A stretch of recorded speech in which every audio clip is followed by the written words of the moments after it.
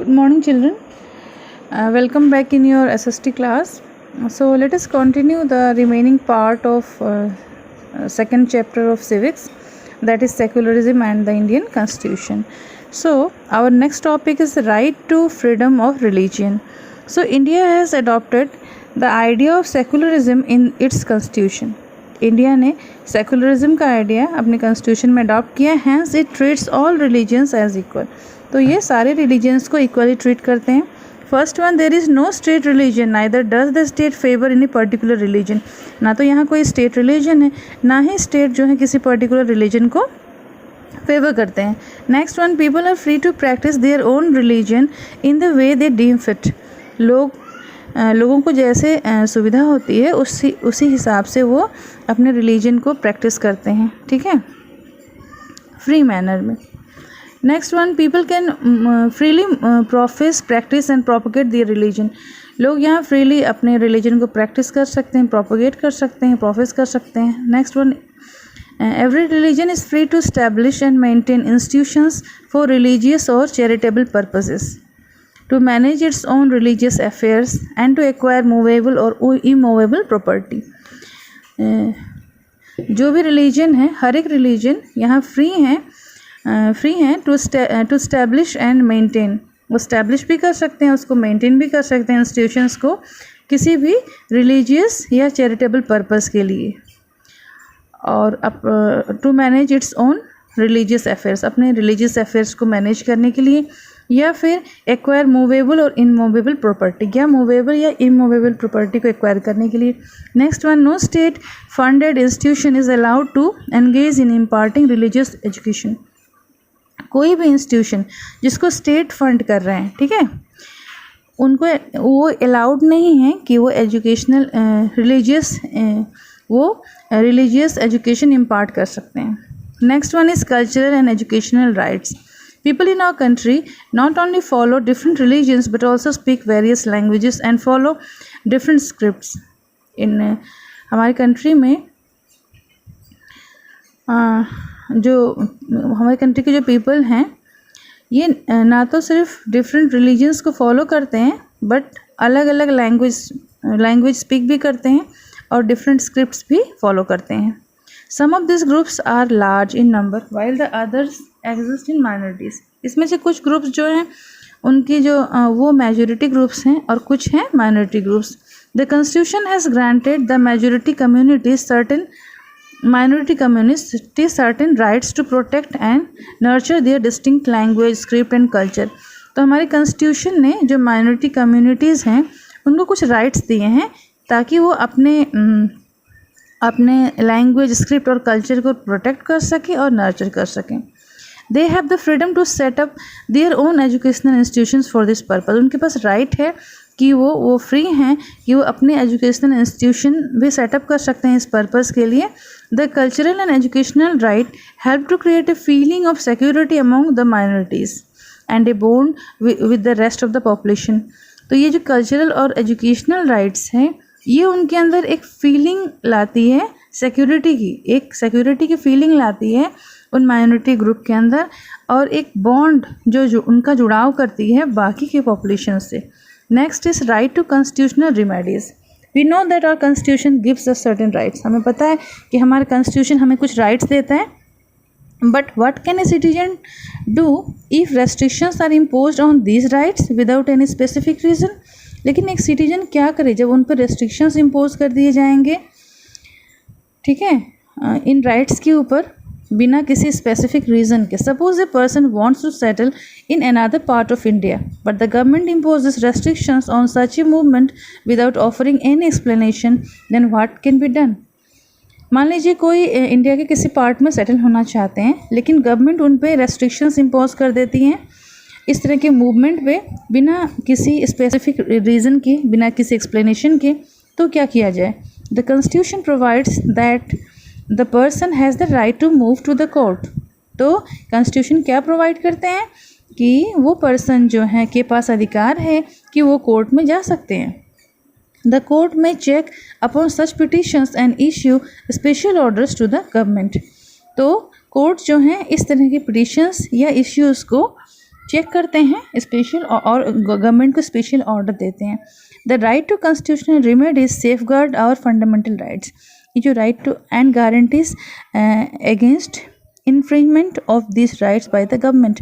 ये जो right to constitutional remedies हैं वो हमारे फंडामेंटल राइट्स को सेफ गार्ड करते हैं और गारंटी करते हैं इन राइट्स को through infringement of this rights by the government. जो गवर्नमेंट हमारे इन राइट्स का हनन करते हैं और रोकते हैं, इससे हमें राइट को वापस दिलवाते हैं। This right allows the citizen to move to the Supreme Court for the enforcement of our fundamental rights. This right allows the citizen, ये जो राइट है ये सिटीजन्स को अलाउ करते हैं to move to the Supreme Court, कि वो supreme court में मूव कर सकते हैं, जा सकते हैं और अपने फंडामेंटल राइट्स के एनफोर्समेंट के लिए।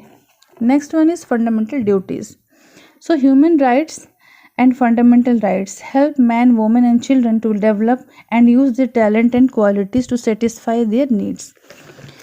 तो ह्यूमन राइट्स जो हैं और फंडामेंटल राइट्स ये हेल्प करते हैं मैन, वुमेन और चिल्ड्रन को, जिससे वो अपने डेवलप कर सकें अपने टैलेंट को, अपनी क्वालिटीज़ को, अपने नीड्स को सेटिस्फाई करने के लिए। In this process of development there are also certain duties. और इस डेवलपमेंट के प्रोसेस में कुछ ड्यूटीज़ भी हैं दैट वन मस्ट अबाइड, जो हमें फॉलो करना चाहिए। These are known as fundamental duties, और इन्हें हम फंडामेंटल ड्यूटीज़ कहते हैं। The constitution of India incorporated the fundamental duties in 1976 by the 42nd amendment. Indian constitution ने इन फंडामेंटल ड्यूटीज़ को कॉन्स्टिट्यूशन में इनकॉर्पोरेट किया था 1976 में by 42nd amendment. The fundamental duties enshrined in the constitution are these. जो fundamental duties constitution में हैं वो नीचे दी हुई हैं। Abiding by the constitution and respecting it's ideas and institutions, national flag and the national anthem. Constitution के हिसाब से फंडामेंटल ड्यूटीज़ जो हमारी हैं वो पहली तो ये है कि जो हमारे आइडियल्स हैं, जो हमारे इंस्टीट्यूशंस हैं, नेशनल फ्लैग है, नेशनल एंथम है, उसे हमें रेस्पेक्ट करना चाहिए। Next one, cherishing and following the noble ideas which inspire our national struggle for freedom. हमें उन नोबल आइडियाज़ को फॉलो करना चाहिए जो नोबल आइडियाज़ हमारे नेशनल स्ट्रगल फॉर फ्रीडम को इंस्पायर किए थे। Next one, upholding and protecting the sovereignty, unity and integrity of India. हमें इंडिया की सॉवरेंटी, यूनिटी और इंटीग्रिटी को अपहोल्ड करना चाहिए और प्रोटेक्ट करना चाहिए। Next one, defending the country and rendering national service when called upon two do so. हमें अपनी कंट्री को डिफेंड करना चाहिए और नेशनल सर्विस रेंडर करना चाहिए जब उसकी आवश्यकता हो। Promoting harmony and the spirit of common brotherhood. हमें आपस में हार्मनी और कॉमन ब्रदरहुड के स्पिरिट को रखना चाहिए एमंग ऑल इंडिया, सारे इंडियंस के बीच में। ट्रांसेंडिंग का मतलब होता है to go beyond the limit. हमें रिलीजियस, लिंग्विस्टिक, रीजनल, ठीक है, सेक्शनल डाइवर्सिटीज़, ये सारे लिमिट्स को क्रॉस करके एक दूसरे के अंदर भाईचारे की फीलिंग को और डेवलप करना चाहिए। And renouncing practices derogatory to the dignity of the women. Derogatory मतलब प्रतिष्ठा होता है, तो औरतों की प्रतिष्ठा को भी हमें बनाए रखना चाहिए। Next one, valuing and preserving the rich heritage of our composite culture including protecting monuments. हमें अपने रिच हेरिटेज, ठीक है, हमारा जो रिच हेरिटेज है उसका वैल्यू करना चाहिए, उसे प्रिजर्व करना चाहिए। हमारा जो कंपोजिट कल्चर का जो रिच हेरिटेज है उसे वैल्यू करना चाहिए और प्रिजर्व करने की कोशिश करना चाहिए। साथ में हमें अपने मॉन्यूमेंट्स को भी प्रिजर्व करने की कोशिश करना चाहिए। Next one, protecting and improving the natural environment including forest, lake, river and wild life and having compassion for living creatures. तो हमें अपने नेचुरल एनवायरनमेंट को प्रोटेक्ट करने की कोशिश करना चाहिए, उसे इम्प्रूव करना चाहिए। जैसे कि फॉरेस्ट हो गया, लेक है, रिवर है, इसे हमें पॉल्यूट नहीं करना चाहिए। वाइल्ड लाइफ के प्रति हमें कंपैशन यानी दया की भावना रखनी चाहिए सारे लिविंग क्रिएचर्स के लिए। Developing scientific temper, humanism and the spirit of inquiry and reform. हमें अपने साइंटिफिक टेम्पर को डेवलप करना चाहिए और ह्यूमैनिज्म और स्पिरिट ऑफ इंक्वायरी और रिफॉर्म को डेवलप करना चाहिए। Next one, safeguarding public property and abjuring violence. हमें पब्लिक प्रॉपर्टी को सेफ करना चाहिए, सेफ गार्ड करना चाहिए, उसकी रक्षा करनी चाहिए। और एब्ज्यूरिंग वायलेंस मतलब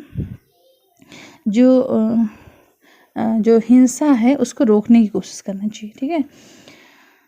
striving towards excellence in all spheres of individual and collective activity. जो भी हमारी इंडिविजुअल एक्टिविटी है या कलेक्टिव एक्टिविटी है उसमें एक्सेलेंस को अचीव करने की कोशिश करना चाहिए, so that the nation constantly rises to great heights, जिससे हमारा देश जो है लगातार ऊंचाइयों पे जाए। Now importance of fundamental duties. The fundamental duties infuse a feeling of patriotism and brotherhood in all the individuals to dedicate themselves to the cause of the nation. जो फंडामेंटल ड्यूटीज़ है वो हम सारे इंडियंस के अंदर एक feeling, एक देशभक्ति की भावना लाती है, भाईचारे की भावना लाती है सारे इंडिविजुअल्स के अंदर, और वो खुद को डेडिकेट करते हैं अपने नेशन के लिए, कोई भी नेशन की ज़रूरत हो उसके लिए। रेस्पेक्टिंग नेशनल इंस्टीट्यूशंस, हमें अपने नेशनल इंस्टीट्यूशंस की रेस्पेक्ट करनी चाहिए। Preserving unity and integrity of the nation, हमें अपने देश की यूनिटी और इंटीग्रिटी को प्रिजर्व करना चाहिए। इट्स कल्चरल हेरिटेज, उसके कल्चरल हेरिटेज को प्रिजर्व करना चाहिए। प्रोटेक्टिंग इट्स नेचुरल एनवायरनमेंट, उसके नेचुरल एनवायरनमेंट को प्रोटेक्ट करना चाहिए।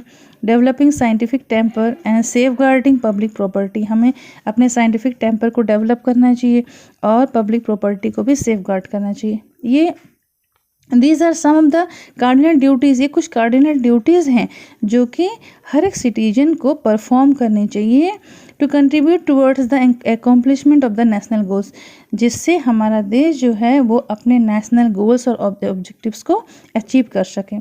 This duties are however not enforceable by law, जैसे फंडामेंटल राइट्स हैं उसके लिए आप कोर्ट में जा सकते हैं, those are enforceable by the court. These fundamental duties are not enforceable by court. ये fundamental duties के लिए आप कोर्ट में नहीं जा सकते हैं, लेकिन ये आपकी जिम्मेदारी बनती है। Rights and duties go hand in hand, rights and duties hand in hand जाते हैं। Rights enable us to stand dignified in the society, जो राइट्स हैं हमारे ये जो हैं these enable us to stand dignified in the society, whereas duties facilitate a smooth social interaction। और जो fundamental duties हैं ये क्या करते हैं, इस स्मूथ सोशल इंटरेक्शन को और डेवलप ए सेंस ऑफ को फैसिलिटेट करते हैं और एक सेंस ऑफ रेस्पॉन्सिबिलिटी हमारे अंदर लाते हैं। Rights without any obligation would be meaningless, right सिर्फ हमें राइट्स ही मिले बिना किसी ऑब्लिगेशन के, बिना किसी ड्यूटी के, ये मीनिंगलेस है। Together the rights and duties help us to live harmoniously, साथ में ये जो राइट्स और ड्यूटीज़ हैं दोनों साथ में हमें हारमोनियसली रहने में सहायता करते हैं। And contribute towards national progress, और हमारे देश की प्रोग्रेस में, तरक्की में हमारा योगदान देते हैं। That's all for today, thank you.